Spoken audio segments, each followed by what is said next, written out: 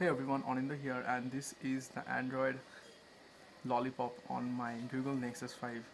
So guys, yesterday only Google released the newest version of Android L developer preview, and this time around the Android L number is gone. Now it's been replaced with the Lollipop. So I've installed this ROM, and guys, this is the home screen. As you can see, it looks just like the Android L, which was released by Google, the developer preview version, and also it looks just like KitKat only. But the newest changes is that navigation buttons has been changed. Okay, and this is the back, this is the home, and this is the multitasking tray. And so, guys, this is the multitasking window. As you can see, it looks just like a card stacked UI, and you can just go directly over there just by a click. And this is the main menu, and now Google has decided to make the background white with all the apps icon over there. It looks really classy, and this is the default music player which Google ships. It's the very old one, and we used to get on the very old Android version. I guess this is the developer preview. That's why Google has decided to use this old one, but one can download lots of music players from the Google Play Store, like the Google Music application. And guys, here you can see this is the lock screen, and once you get any notification, it will come over here. Just like, see, my friends send me a notification on WhatsApp. To directly go to that notification, just double tap it and it will take you to the notification. To unlock, we need to just do a swipe up, and there is another two things on this lock screen. That is, if you swipe to the left like this, it will take you to the dialer, and if you do the same for the right, it will take you to the camera. And this is the contacts application, and one can dial any number from using this contact application just by this dialer. You can just write this type of, okay, and let me just show you.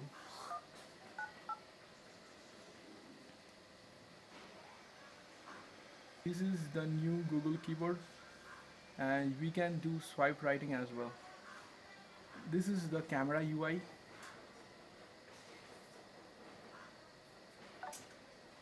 Once we swipe to the left, here we see the video and this settings panel, and once you get to settings panel, here we can change the resolution.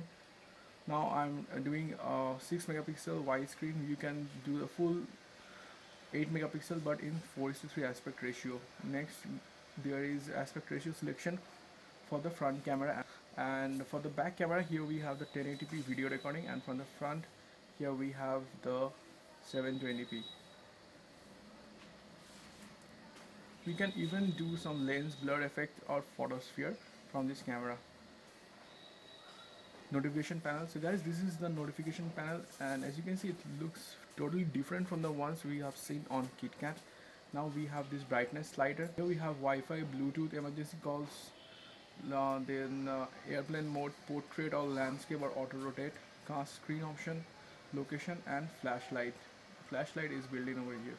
Here we have something new. It's called user. Here we can add a guest user. We can create a new user. Now let me go to the settings panel. About phone, here we can see that the Android version is 5.0, which is Lollipop.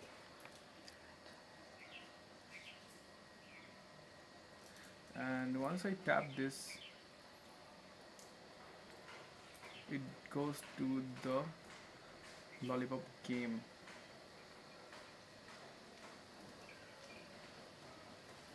The build number is LPX13D. I'll come up with another video showing you how to install this ROM. It's pretty simple. And guys, let me just tell you one last thing, is that this is not the official ROM, but this is the final developer preview build, and the next build will be the official one. So that means you can expect that this is mostly the official build with some of the bugs. I have installed this Asphalt 8 game, and it runs pretty smooth, and this Android 5.0 runs on only ART runtime, not the delving anymore. And art runtime is pretty good for battery life. And talking about the battery life, let me show you the battery status. So guys, this is the battery graph. As you can see, it looks really awesome. And here we have the battery saver option, and once you turn on the battery saver, it goes to an orange weird looking stuff, which I really didn't like. I don't know why Google decided to make it orange. It doesn't match with the color profile of the phone. Okay, and next we have this application drawer and users and tap to pay. This is something new. On storage, here we can see that out of 32 GB, here we have 26.76 GB, and on display here we have some normal stuff like adaptive brightness, wallpapers, all those things, daydream, font style. And on more option, here we can see the NFC option. Then we can do the selection of default messaging and airplane mode, and also some cellular networks. But right now I don't have SIM inserted to the phone, so I can't show you. To enable this developer option, it's pretty simple. Just tap the build number 7 times and you will get the developer option. Some of the apps currently doesn't work with art runtime, so don't expect that every app will run great. It will take time. And this is the Google Now, and it works beautifully well. And let me show you some of the wallpapers which this ROM ships. So this is the default one. Next comes this one. Next we have this one. Next we get this wallpaper.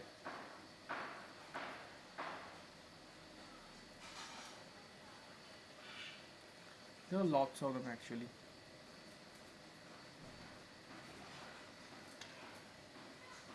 So let's skip this one.